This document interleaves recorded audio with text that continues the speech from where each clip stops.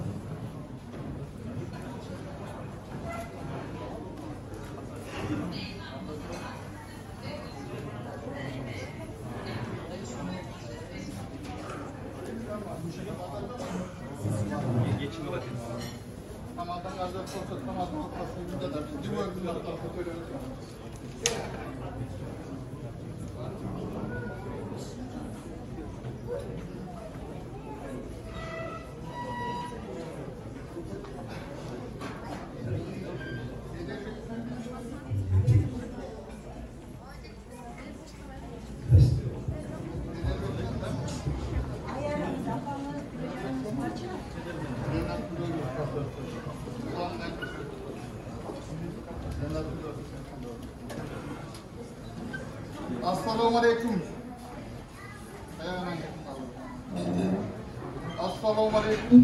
Bir iki. Assalamualaikum hurmat.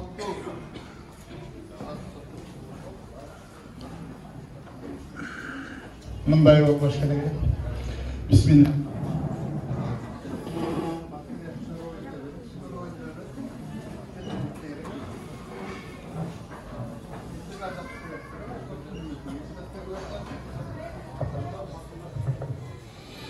Assalamu alaikum hurmatlı mekendeşler, hurmatlı şu geçenin katışçıları. Kuş gelipsizler, tamada çoğukken hem tamadan ornat kalıp başka tur geliyorlar. Benim adım Doğrubek, familyam Abdurazak, Kırgız Respublikası'nın elçiliğinin altında tüzülgün migrasyon bölümünün başçısı olamın. Meymandarda tanıştık koyun, ben Çağatay'a Kırgızistan'dan atardık gel. Bizim meymandan ben tanıganını aytayım, tanımaganlar özleri tanıştırat, tamada çoğukken. Bizim Kırgız eline, bir de Kırgız elimiz Orta Asya ellerine tanımalı tokmakın bizden inimiz Ayıpbay İdris Abdu Sattaroviç. Hoş geldiniz. Oşondayla benim bilişimçe mağa yönetilgen malumat boyunca oşul Akniyet Amanat Fondu'nun direktörü Saparbay Mederbek Mırza. Şunday yaxşı nerseni birinciden niyet kılıp çıkkandan mı özü bir jaka kelatkandan niyetli tüzdöp çıkkan yaxşıdan şu söz verip kalsa aytayım dep kaldım hem şu mezgilde sırada faydalanıp aytıp koyun. Kayrımdılık bu Müslüman elinde sadaka birinin bir türü de hesaplayayım. Şu çet yerinde yürüp özgür Oruç'un yerinde işte kvartirasını imat etip atıp oşoğa karabastan Kırgızistan'da uy bilenerge, atenenerge, bala çakarınarga, tuğan urgarga, köçölerinerge районуңарга мамлекетке жардам берип атасыңар. Бул силердин кылып аткан кайрымдуулугуңар өтө чоң нерсе да. Мунун садаканын сообу аябай көп болот. Ошон үчүн ар бир нерсени баштаганда, жасаганда жакшы ниет, ой тилек менен башташ керек. Мен ойлойм, ушул кайрымдуулук фонду жакшы ниетте ачылып, элге, журтка, мамлекетке пайдасы тиет деген зор ишеничтемин. Ушул жасап аткан ишиңерге Алла Таалам берекесин берсин, ишиңерге ырбажы берсин. Кайсыл жерде жүрсөк дагы, кайсыл мамлекетте жүрсөк дагы, биринчи мусулман экенибизди, экинчи улуу кыргыз элинин өкүлдөрү экенибизди сактап, өзүбүздүн кулк мүнөзүбүздү, маданиятыбызды кыргыз элинин ким экендигин көргөзүп жүрүүгө биз милдеттүүбүз. Өзүңөр билесиңер, мына Россияда, анын ичинде Москвада бүгүнкү күнгө 897.000 катталган Кыргыз Республикасынын жарандары бар. Москва областы боюнча. Ошонун ичинде кара тизмеде жүргөн 115.000 бар. Анын жатка билип калдыңар. Ошон үчүн ар бир нерсеге кыянаттык келтирбей, ар бир мамлекеттин законун сактап, ушул жерден тапкан нерсенин ар бир кылган мээлеттин акысын берип кетиш керек. Биз баягы хижрага келгенде эле мусафир калкпыз. Ошон үчүн талаа жерде биринчи биримдигибиз болсун, ынтымагыбыз болсун. Бири-бирибизди эч качан таштабайлы. Мына мен 5 жыл мурун келип иштегенде райондук коомдор жок болчу. Мен өзүм Россияда 30 жылдан бери жашайм. Келушум мамлекеттик кызматка келгениме 6-7 жыл болуп калды. Мен силерге окшоп мигрант болуп келгем. Силердин көргөн турмушуңардан кыйыныраак татаал мезгилде келип биз көргөнбүз. Ошон үчүн ар бир келген мага кайрылган адамды мен сыпайы кабыл алам. Себеби менин бетимен өпкөнү же мага акча берген же мага подарка алып келген эч ким келбейт. Баары бир көйгөйүн чечип алайын деп келет. Анан ошонун негизинде ойлонуп көрүп, райондордун кыйын жигиттерин, адамдарын түзө туруп, азыр мына Москвада бир 60тан ашык коом бар. Россияда 178 коомдун тизмесин мен өкмөткө жөнөткөм. Былтыркы пандемия мезгилинде бир нерсени айтып коеюн, кичине капа болбойсуздар, сүйлөп койсом. Ушу сиздердин жардамыңыздар менен Кыргызстанга дары-дармек, акчалай жана скорый машиналар ушулар болуп эсебинде мага келген маалыматты өкмөткө жөнөткөмүн ар бир региондордон. Ошонун ичинде Россия, Москва шаары 1.168.645.000 акча ошончолук Кыргызстанга жардам берет. Ошо кол жооп койгула, ошолордун арасында силер бар. Бул биздин кыйын мезгилде бирибизге болгон жардамыбыз, бирибизге болгон адамдык парызыбыз. Ошон үчүн мен силерден сурап кетейин, ушул коомдук жамаатка ийгилик каалайм, колдон келсе жардам көргөзөбүз. Анан жөн келбестен жана элиме бир эки неме берди мене жана мен берге алып келген грамоталар каякта берип койсуңарбы? Эми оту бир жолу тапшырып коюп кетейли. Идрис түшүнөт, Мырзабек тапшыр капа болбойсуз. Менин дагы бир бара турган жерим бар да. Былтыр мурдагы Идрис келгенде үгө бир күндө 3 жерден да катар жолугуп болуп атканбыз. Эми ушундайда эл суранган жерге келип кетиш бул биздин парызыбыз.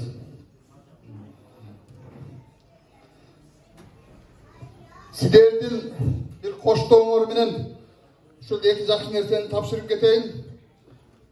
Ушу Россия Федерациясындагы кыргызстандыктардын ушу маданий калыптанышына салым кошкондугу үчүн, эки элдин достугун бекем чыңдагандыгы үчүн Кыргыз Республикасынын өкмөтүнө караштуу мамлекеттик миграция кызматынын атынан биздин акыныбыз Айтбаев Идрис Абдусаттарович ыраазычылык кат менен сыйнат. Кол чаап койсоңуздар.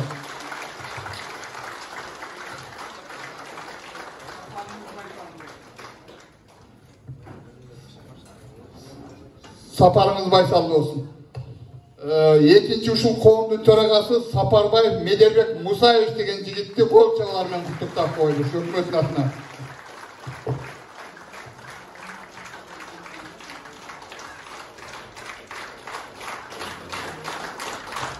машиналарды жүктеп кетіп жатыр дейді номерлеріне. Кимди машина биздикилер сыртта туруп тескери коюп койдук эле, андай чыгарып коюп келели. Куш келипсиз, сапарыңыздар байсалдуу болсун. Силер элдин кызматында жүргөн адамсыңар. Мен Чубак ажы менен жүргөндө айттылар. Сиз сабатты көп кылып атасыз дегенде, неге мен сабатты кылып атам деп, биз сөз менен сүйлөп атасыз, сиз иш менен жардам берип атасыз дейт. Сиз дагы ушу кызматыңыздан Алла разы болсун.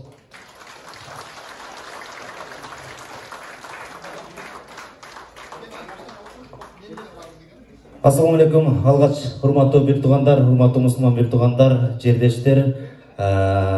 Бул жерде кечиресиздер 369 жана ошол 061 933 853 577 автоунун ээлери чыгып койсоңуздар, анткени бул жакта машинаны сырттан алып кетип калышы мүмкүн экен. Туура эмес токтотуп коюшуптур. Андыктан ушул нерсени айтып коюуга уруксат этиңиздер.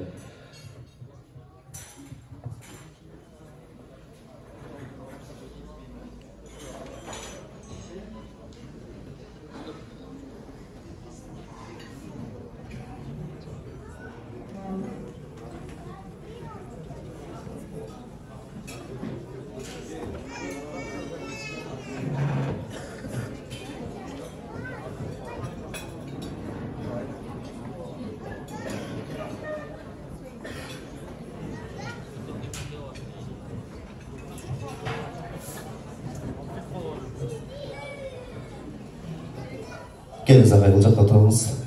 Жана ошондой эле Ак Ниет Аманат коомдук кайрымдуулук фондунун директору.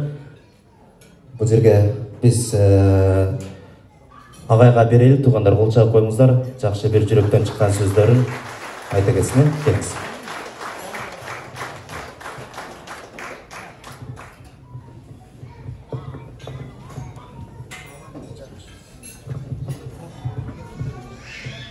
Ассаламу алейкум. Урматтуу мекендештер, мындай эле түшүп алсак. Урматтуу бир туугандар, касиеттүү кыргыз элим, алыскы ошол Россия жеринде, Москва элинде эмгектенип жүргөн бир туугандарыбыз. Биздин бул сапарыбыз негизи көпчүлүгү түшүнүп, кээ бири түшүнбөй, балким келип калгандырсыздар. Бул сапар негизи өзгөчө сапар. Алып баруучу дагы мындай болбой калып, толук сиздерге маалыматы жок, азыр башталышы баада кандай болуп калды, түшүнүксүз да болуп калды окшойт сиздерге. Мен эми Ак Ниет Аманат коомдук кайрымдуулук фонду боюнча кыскача айтып, анан бул сапарга өтсөк. Ак Ниет Аманат коомдук кайрымдуулук фонду ошол сиздер катарында алыскы ушул Россия элинде 4 жыл мурун 4 жыл эмгектенип кеттик элек. Ошол убакта бир топ кыйынчылыктар болуп, бир топ элибиздин ар кандай ушундай бир кайгы муңда жүргөндөрүн көрүп, ушундай бир фонд түптөлүү фонд ачылып калды эле. Бирок фондго чейин эле ошо Кыргызстанда, Россияда бир жакшы иштер башталып, мына ошол иштерибиз менен Кыргызстанга барып, фонду жок эле ошо элге кызмат кылып жүргөн учурларда ким менен кайсыл жактан келдиң деген суроолор болгондо, ушундай бир медермин десең бир аз эме болот экен. Ошонун негизинде фонд ачылган. Фонддун түптөлгөнүнө, Ак Ниет Аманат коомдук фонду түптөлгөнүнө толук 3 жыл болду. 3 жылда мына ушундай чоң иштер болуп келатат. Урматтуу мекендештер, урматтуу бир туугандар, биз сиздерге келгенибиздин максатыбыз, мына азыр диаспоранын өкүлү да айтып кетти, агабыз. Мына ошол агабыз айткандагыдай,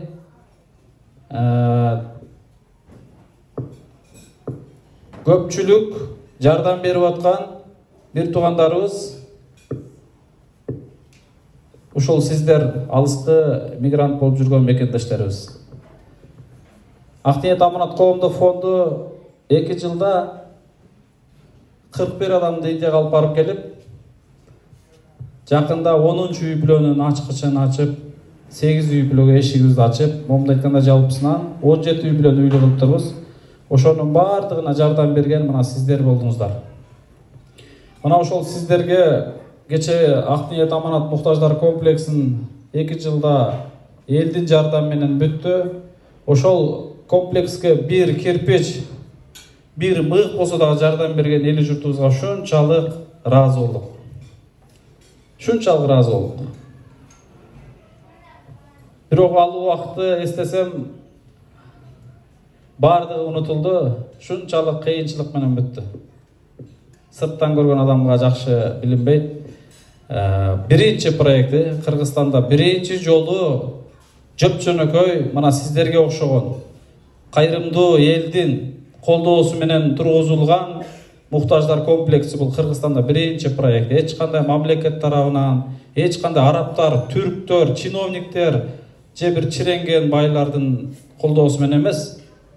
Тескерчи ушундай адамдар келсе дагы биз жок деп, карапайым элдин колдоосунда бүтүрө алабы экенбиз деп, карапайым элдерге кайрылуу жасап отурдук. Бир адамдын эшигин барып такылдаткан жокпуз. Бирөөгө барып жардам берип кой деген жокпуз. Бирок жакшы инсандар бар экен, шунчалык жакшылыкта жарышты. Бир учурда элдин жардам берип аткандарын момундай айтканда усталар жетишпей калып атты. Бирок ошентип отуруп 2 жылда жалпысынан 10 айда толугу менен бүттү. Мына ошол комплекске кече күнү ошол жерде чоң мааракеде аалымдар өтө чоң дуаларын беришти сиздер үчүн. Ыраазычылыктарын билдиришти, аябай жакшы сөздөрүн айтышты. Терең ыраазы болуп, жалпыңыздарга өзгөчө дуаларын беришти. Урматтуу мекендештер, мен азыр бир башкача даярдык менен бир сиздер менен сонун бир баарлашам деген ой менен келдим элем. Бирок менин баардык ойлорум таркап кетти. Себеби сиздердин мекенге, эли журтуңуздарга, ата-эне бир тууганыңыздарга болгон көзүңүздөрдөгү сагынууну көрүп, 4 жыл мурунку күнүм эске келди. Мына ошол 4 жыл мурда эми балким силерчелик кыйналбасак керек эле, бирок кичинекей бир баланын ушундай бир ниети болгон. Ушул иштерге Кудайым бизди себепкер кылабы экен, ушундай иштер жасай алабы экенбиз деген жакшы ниет менен Кыргызстанга сапар алганбыз. Мына ошентип 4 жыл өтүп кетиптир. 4 жылда бир нече инсандарга Кудайым себепкер кылыптыр. Бунун баардыгы ниетке жараша экен, бир туугандар. Бирөөгө жардам бериш үчүн акчаң болуштун, же байлыгың болуштун, же артыңда жумушуң, бийлигиң, байлыгың, таанышың, жана башкаң болуштун кереги жок экен, урматтуу мекендештер. Мына мен өзүмдөн эле практически сиздерге мисал катары айтып атам. Жүрөгүңдө ак ниетиң болсо, Аллахтан жалбарып сурансаң, ошол ниетиңе Аллах Таалам кандайдыр бир эме менен жеткирип коет экен. Бул сапар, урматтуу мекендештер, сиздерге биздин Ак Ниет Аманат коомдук фонду тарабынан момундай айтканда чыныгы ыраазычылык. Ушул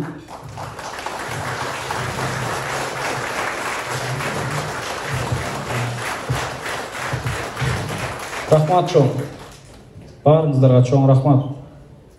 Урматтуу бир туугандар, көп инсандар сурап атты, кандай болот, эмне болот, аял кишилер кирсе болобу деп. Шүгүр мынчалык эл келет деп деле ойлоп атык элек. Кудайга шүгүрлөр болсун. Бул да болсо бизди сыйлап урматтаганыңыздар деп мен билем. Сиздерге өзгөчө жүрөгүбүздөн ыраазычылык билдиребиз, урматтуу мекендештер, сөзүбүз менен эмес. Негизгиси Аллах ыраазы болсун. Мына ушул жерде көпчүлүгүңүздөрдүн ошол берип аткан инсандарга үй салып берип атасыздар, башка кылып атасыздар. Мына ошол мүмкүнчүлүктөр деле сиздерде жок болсо керек, мисалы. Ошондой мүмкүнчүлүк кылайын деп жүрсөңүздөр керек. Бирок өзүңүздөрдө болбосо дагы өзгөгө берип турасыздар. Бул кылганыңыздардын сөзсүз иншалла Аллах Таалам ажыр сооп менен кайтарат. Кайтаргандыгы мына ушул. Аман эсен жүрөбүз бардыгыбыз. Ден соолугубуз бүтүн. Алыстан келген балелерден сактап, моминтеп, сонун жүзмө-жүз көрүшүп турабыз. Урматтуу мекендештер, урматтуу бир туугандар, алып отуруңуздар. негизгиси мына азыр биз менен кошо келген биздин Актиет Аманат коомдук кайрымдуулук фонду түптөлгөндөн тарта бүгүнкү күнгө чейин жакшылыгыбызга шериктеш болгон, жакшылыкта жарышканда алдына киши салбаган, кайрымдуулук десе кайрымдуулук жана башка жагынан ар тараптан элге жардамын эбегейсиз зор салымын кошуп келген төкмө акын Идрис Айтбаев кошо келип турат. Азыр буйруса агайдын сонун сабактары болот. Албетте, мен буга чейин айттым эле, бул бүгүнкү жолугушууга келген да, келбеген да арманда деп. Буйруса дагы көп жолугушабыз. Көп жакшы сапар менен келебиз. Кайрымдуулук фонду келатат деген болсо, кээ бир адамдар ойлоду да, дагы жардам сурап келатат да баягы деп. Мисалы, жок бир тууган. Бүгүн сиздерден жардам сурап келген жокпуз.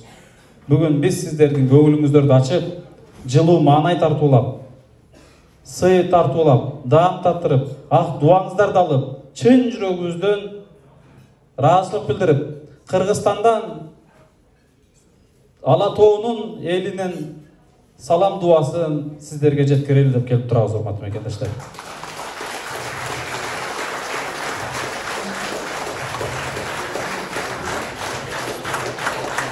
Рахмат, урматтуу мекендештер. Дагы мүмкүнчүлүк болгон болсо, мен сиздер менен дагы балким микрофондо бөлүшүп каларбыз. Кызыктар болгон ар бир сурооңуздар болсо, даярдык менен узатыңыздар. Медердин көңүлү ооруп калат, Идристин көңүлү ооруп калат дебеңиздер. Бирок өзүбүздүн эмебизге жараша. Мисалы биз илимибиз деле жок, бирок кайрымдуулук иш тарабы менен же биздин ишибизге ылайыктуу, ошолго байланыштуу суроолор болсо узатыңыздар, жооп алып кетиңиздер. Бир кызыктуу бүгүн сонун баарлашып отуралы, бир жакшы бир Москвадагы мекендештерибиз менен жолуктук деп эртеңки күнү бир эсте калаарлык жолугушууну өткөрүп, анан буйруса дагы бир башка областтарга да чакыруулар болот, балким ал жактарга да Кудайым насип этип калса барабыз. Анан бир жакшы бүгүн мүмкүнчүлүк болуп турат. Чындыгында бул Идрис агабыз көпчүлүккө азыр пока белгисиз, балким бир көп жылдар бою агабыз илимин дагы жогорулатып, окуганы жана башка ушундай бир башка мамлекетке, башка өлкөгө илим алганы кетип калышы мүмкүн болуп турат. Мен этегине жармашып, токтоңуз, кыргыз элине кызмат кылалы деп жүрөм, момунтип көндүрбөй.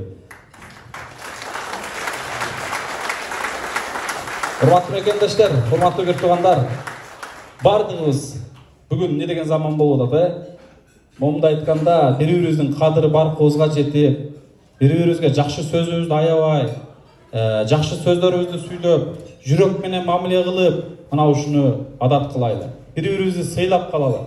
Бул жашоодо көрүп атасыздар, кече эле кимдер бар эле, бүгүн ошол инсандар жок. Издесең таппайсың.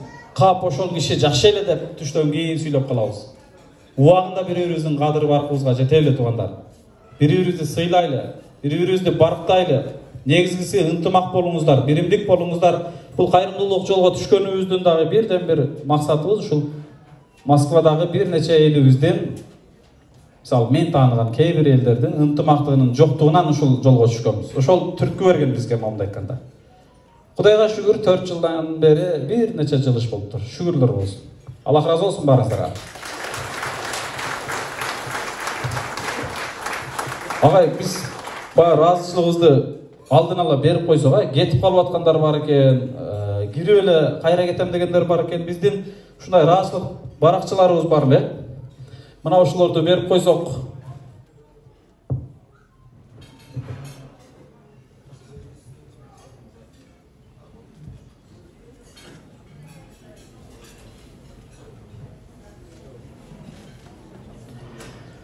Ардактуу бир туугандар, келиңиздер анда ыраазычылык каттарды төкмө акын элибиздин сүймөнчүлүгүнө ээ болгон Идрис Айтбаев агайыбызга берели. Кол жаап коюңуздар туугандар.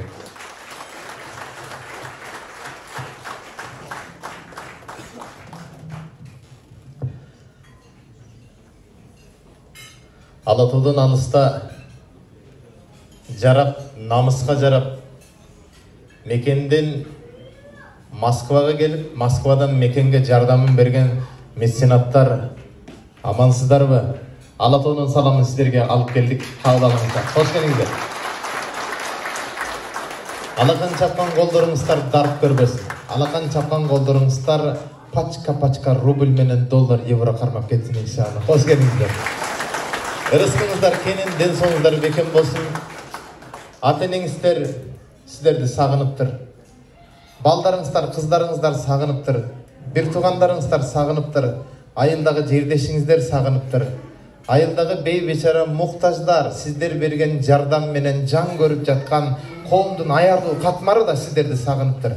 Жалпыңыздарға саламын жіберді. Мына ошол саламды екі дос, екі желкебізге көтеріп келіп отырасыз. Мына ошол саламды қабыл алыңыздар.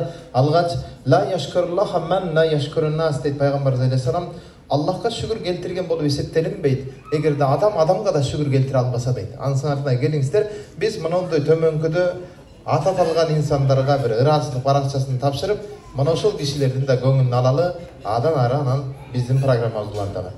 Ыраазычылык баракчасы Акниет Аманат коомдук кайрымдуулук фонду тарабынан урматтуу Россия Федерациясындагы Кыргыз Республикасынын өкмөтүнө караштуу миграция кызматынын өкүлчүлүгү сіздерге кайрымдуулук иштерин жандандырууда жана уюштурууда өзүңүздөрдүн активдүүлүгүңүздөрдү көрсөтүп, Акниет Аманат комплексин салууда жана түптөлүшүндө кошкон салымыңыздар үчүн Акниет Аманат фондунун атынан жана жеке өзүмдүн атыман терең ыраазычылык билдирем. Акниет Аманат коомдук кайрымдуулук фондунун төрагасы Сапарбаев Медирбек Мусаевич ыраазычылык баракчасы. Өкүл келип койсоңуздар федерациядан. Келет атма. Дорогобузга элдин уулу кол чабыңыздар.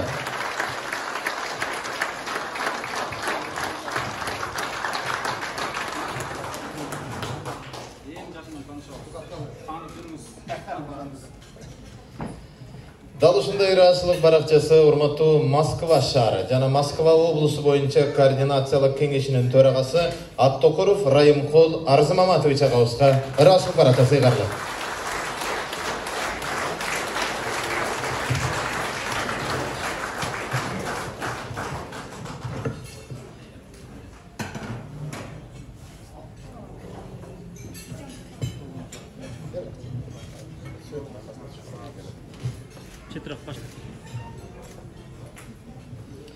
Дал ушундай ыраазычылык баракчасы урматтуу КМДБнын Россия Федерациясындагы өкүлү Жусупалиев Сүйүнбек ажы устазыбызга ыйгарылат. Ыраазычылык баракчасы. Кыргызстан мусулмандар дини башкармалыгынын Россия Федерациясындагы Москва шаарындагы өкүлү. Жок, келбей.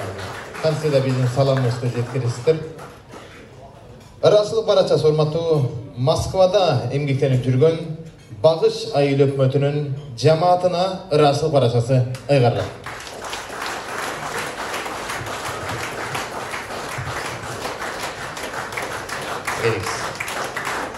Жанды кол чабыңыздар болсун.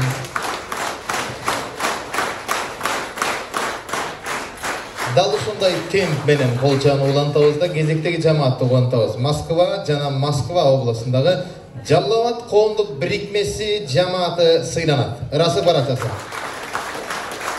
Жаллабад коомдук бирикмеси жамааты өкүлү келип коңуздар. Жаллабад коомдук бирикмеси жамааты өкүлү. Эжеке өзүңүз келиңиз. Кол чабыңыздар болсун.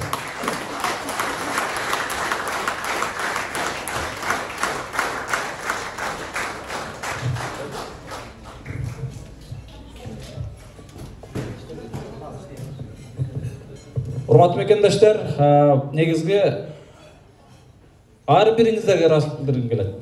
Бирок баардыгына жетишүү кыйын. Негизгиси жүрөктөн ыраазычылык жеткирип туралы. Андан сырткары негизги ыраазычылык Аллахтан болсун. Ар бириңиздерге ыраазычылыктар чексиз иншалла. Рахмат барыңыздарга. Аллах ыраазы болсун.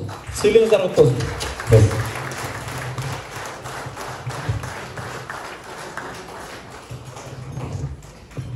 Анда эмесе урматтуу мекендештер, өзүбүзгө өзүбүз алып баруучулукту аткарып, жана башканы кылып, аракетти кыла берели.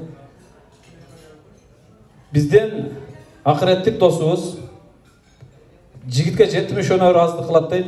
Ар тарабынан илим десе илим, билим десе билим. Мына кече күнү бир Россия майрамы болду, ошол жерге дагы бизди конокко чакырышып, ошол жерде 5 тилдүү комузун алып чыгып 5 тил менен төгүп турганда жанагы орус бир туугандарыбыз ушунчалык таң калышты. Ыраазы болушту. Башта мындай эме кылып атышты эле, 2 тил менен төккөндө элдин баары телефонун кармап тарта башташты. Биз ошол жерде бир башкача отурдук. Мына сиздердин алдыңыздарга келген элдин уулу бир эле кыргыз элине эмес, жалпы Орта Азия элине таанымал, жакшылыкта алдына киши салбаган төкмө акын Идрис Айтбаевга сөз бермекчибиз. Агай келиңиз. Сизге рахмат агай. Мына караңыздарчы. Бул Ак ниет аманат коомдук фонду түптөлгөндөн тарта ар бир жакшылыгында шериктеш болуп, бир сунушубузду четке какпастан сиздерге өзгөчө сагынуу менен келип турган мына 2 акыреттик дос алдыңыздарда. Агай, Алла разы болсун сизден. Караңыз, элдин сүрөп тургандыгы чындыгында айта турган сөздөрүбүздүн баарын унутуп турат. Анда кезек сизде.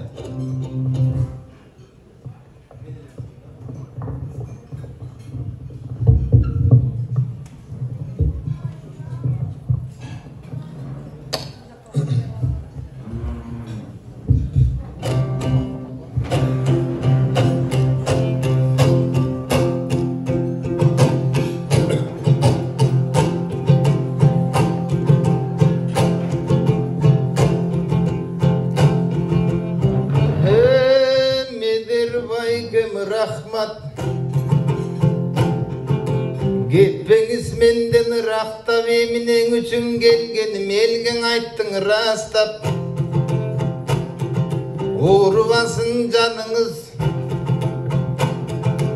ең опыл тоды иш қылып, қаның елдің түбөлік ой жүрегінді қадыңыз. Чарчап келдің жолыңдан, андан орындыққа барыңыз. Татты болсын тамағың, сені мында тұрғызып, менің жарым саат төгілі ырым жамағым. Бүгін күн елген ырдайын деп, елді көрсем жырғайын деп, мен 2 жұма самадым. Келгенден бері тер дедім, намысты қолдым, бербедім, ойлыну азыр қарасам. Пандемияң айынан ең азырмын деп санасам, 2 жыл ашты келбедім. Сағынып көріп олтырам мына қашымдан Алатонун елдерін.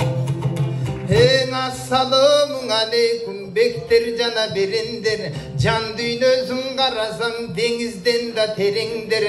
Андаға туры қолды чапқыла Қырғызстан өркүндө өссүн дегендер.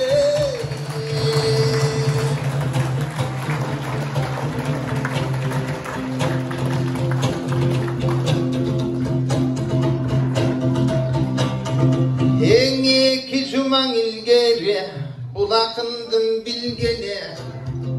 Алатоодон алыстан Москвада мекендештер сени күтүп калышкан. Барып келсек боло деп мына медердин айткан бир кеме. Жан дүйнөмдү кубантып, жанашып турдум жанында мына мекенден жолдуң улантып. Келгенден берин ырдадым, мекендешим барымды, жашың менен карымды жолугуп көрдүм, жыргадым. Келген жерге ушундай кубаныч күлкү шат бердим. Алатоодон атайлап атаң менен апаңдын сагынычын ап келдим. Үйдөгүң анам балаңар көзүңдүн агы караңар саламын айтып жиберди. Дос тууганың жердешиң мына кыдырып кеткен жер бетин. Мекендешим барыңды сагыныптыр силерди. Байсалды болуп сапарың, кимиң кайда болбосун, Кудай таалам колдосун, аман эсен жашагын. Рызкыңар көп болсун, ден соолугуңар бек болсун. Кыргызстандан келгендер кайда кандай болбосун, кыйын экен деп кеп болсун. жаныңарда жалпыңдын периштелер дос болуп жамандыкка чеп болсун. Кыргыздар жүргөн жерлерге буйрусаң жардамын кылып элдерге мынтип жамандыкка чек койсун. Айланайын агалар, сагыныпмын силердин ата-энеңдей караңар. Ырдап аткан мен эмес, бул ырдап аткан айылда кызыңар менен балаңар. Айылдагы тууганың элестетип көргүлө, силерди сагынып ырдап турганын. Кичинекей балдарың силерди качан элеттеп күндө көзүн жумуп элестеп көрүшкөндү самашкан. Улам көтөрүлсө самолет күндө санап асманды карашкан. Анамына келеттеп келсе белек береттеп, келелекте көз жумуп келгениңде шаттанат. Алып белектин ал элегеле керекпе, коңшусу курбу досуна апам келсе момундай белек мага берет деп аңал электе мактанат. Ошондой уул кызың бактына аман эсен алыстаң этият болуп баскыла. Кудай берген өмүрдүн арман салбай көңүлгөң адалдан ырыскыңды тапкыла. Ата-энеңдин бактына аман эсен жүрөлү, биз менен мында келип жолуккан ар бир жандын о Кудай узак кылган өмүрүн жүзгөчө согуп турсун жүрөгү.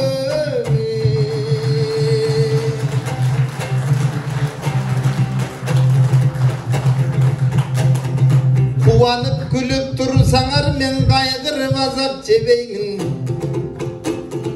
Башкалар мигранттар десе дей берсин, а мен силерди мээрим төгүп мигранттар деле дебеймин. Мен башка бир кептен кошкосом, мен силерди мекенден алыста жүргөн патриот меценатка окшотом.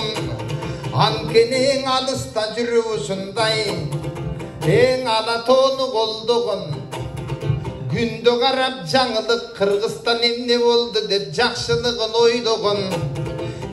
Жартысын жамап бүтөгөн, мекенден укса жаңылык сүйүүнү улам күчөгөн. Жамандык көрсө тимелеп бизден ашып түтөгөн. Ушундай эмне болбойт деп, бул кетиште оңбойт деп, бул жакта биригип бирге басышкан айыл-айылдан келгендер бүгүн өз-өзүнчө чогулуп фондторундун ачышкан. Депутаттар кыла албаган жумушту туруп бул жерден айылдан кылып жатышкан. Керек болсо бийиктен тууну дагы ап келген, айылга чыкпас сууңду мөңгүдөн тартып турба менен сууну дагы ап келген. Же болбосо айылга жарыкты да кыла алган, эринбестен эгемен өлкөсүнүн эмгектин ушектен туруп кыла алган. Ушундай болгон карасам мекендешим аман бол, алдыга баскан кадам бол. Ар бириңден каадарым бактылуу жаша өмүрдө бир Кудай сүйгөн адам бол.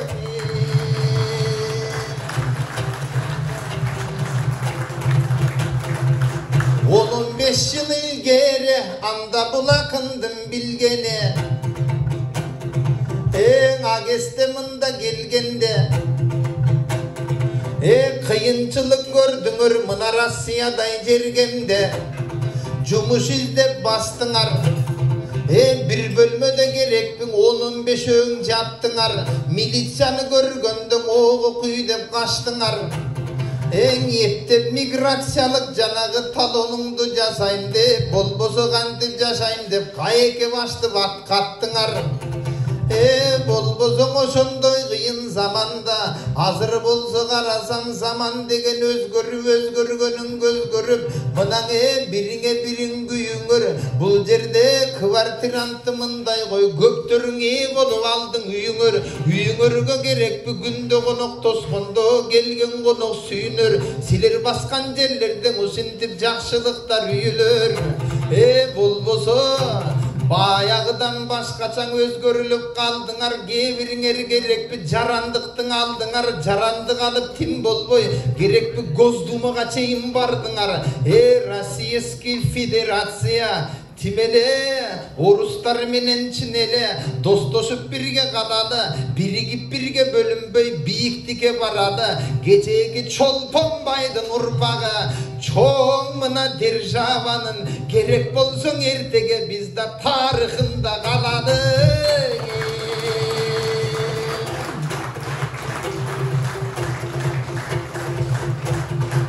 Кече Ростов-на-Донуга барганбыз.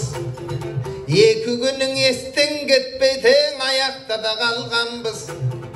Аякта диаспора фондунан аксакал чыгып ордунан кезектің аға бергенде еминең айтып бергенин өй мен бул элге айтып берем термемде.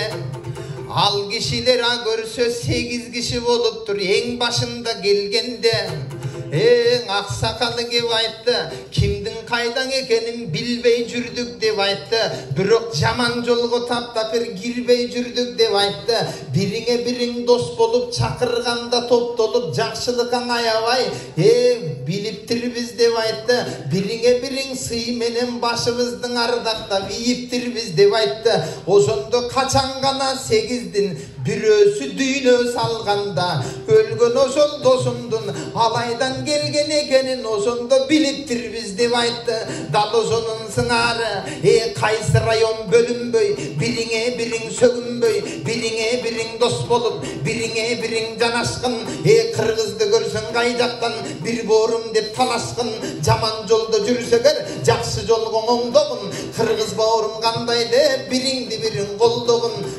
Ананда кимин кайда болсоң да ата энеңдин ананда, ата энеден дал ошондой ала тоодуң ойлогун. Ала тоогуң ар бириң жаман сөздүн албасак, Кудай берген өмүрдү өлкөбүзгө арнасак, башкалар бизди сыйласын, бир сөзүң эки кылбасын.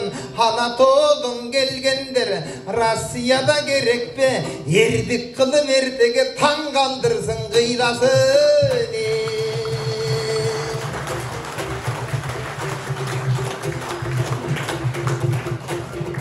Эми заман деген өзгөргөнүң өзгөрдү. Ошол жактан аз мынча менен айтып өтөм сөздөрдү.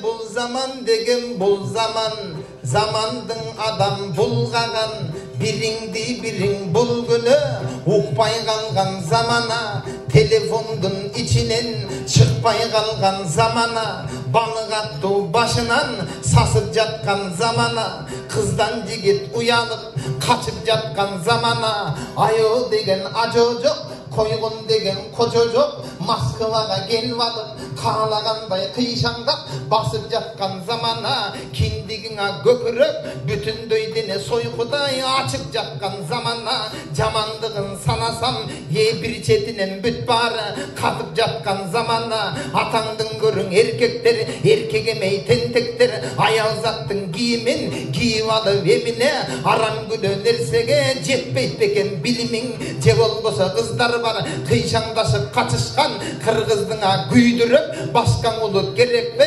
колтукташып басышкан, же болбосо жигиттер атаңдын көрү дүнүйө арак деген арамды ичип алып жүрүшкөн. Дүнүйө менен иши жок, ата эне менен бияктан эстеп жүргөн киши жок, жакшылыкка жасаган жүрөгүндө дити жок. Эркектер бар биякта эң арам ойдон күйүлгөн, кабар албай үйүңдөн жаманга барып жанашкан, аялы турса тиякта бияктан алып бирөөнү жаман жолдон адашкан. Ошондон Кудай сактасын, улууларга айтарым, сөзүңдү жакшы байкагын, жаман жолго жүргөндө жакшы жолго акырын тарта турган бололу. Жамандардан жакшылар күн сайына көбөйүп арта турган бололу.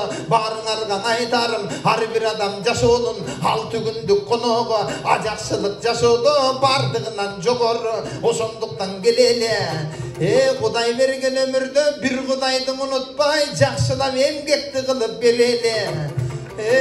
Тапканыңды буйруса жамандыкка чачпагын, жараткан колдоп жалпыңдын апачык болсун асманың, азда болсо сабак болсун менин ырдап айтып жатканым.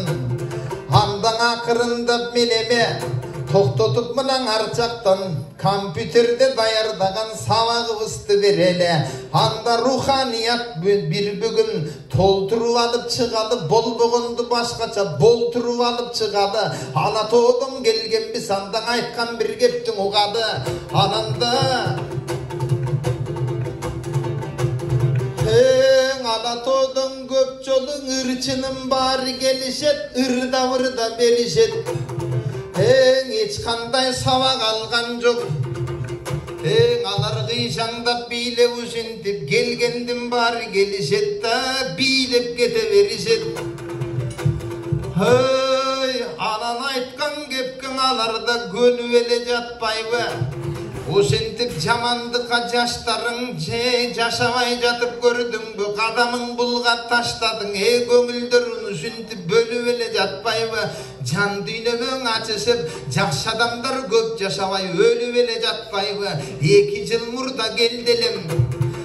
Чубак ажың устатым жанында бирге жүр алган, кайгырса кошо кайгырып, кубанса кошо күл алган жанындагы мен белем. Анда жанында чогуу калганбыз, анда маулитка да барганбыз. Адам берип пандемия, ай адамды каптаган, адамзатка жакпаган пандемиянын айынан кел албастан калганбыз. Эми мелер менен чогулуп насип экен мынакет жоолукканга миң шүгүр. Жүрөгүмдө күйүттөн соолукканга миң шүгүр. Анда барыңардан суранам, жаманда жака жанашпай, бириңе бириң жанашып, бөлүнбөстөн бир жүгүр.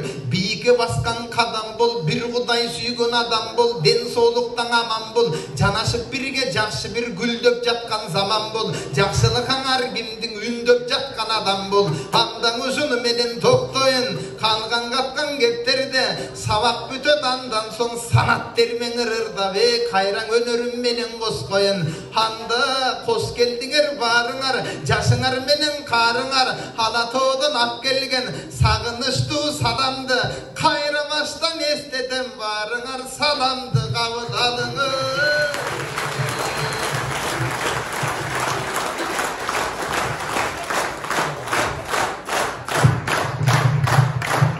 Кыргыз Республикасынын Төкмакындар тобунун мүчөсү айтылуу Төкмакын Идрис Айтбаев агайыбызга терең ыраазычылык билдиребиз.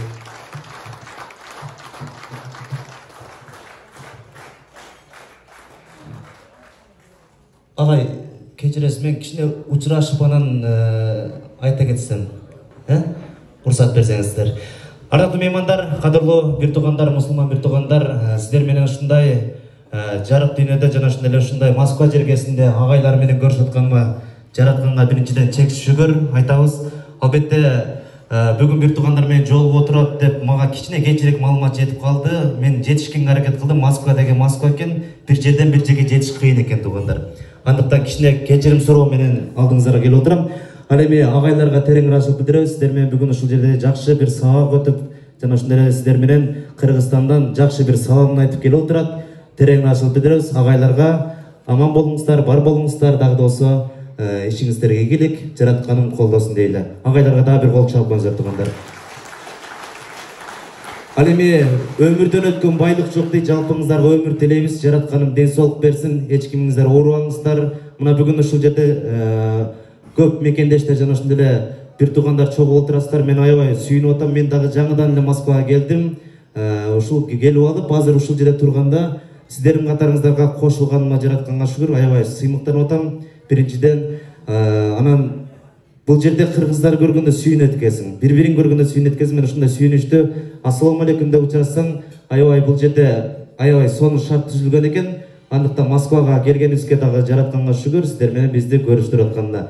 Анда кийин уланта берели агай.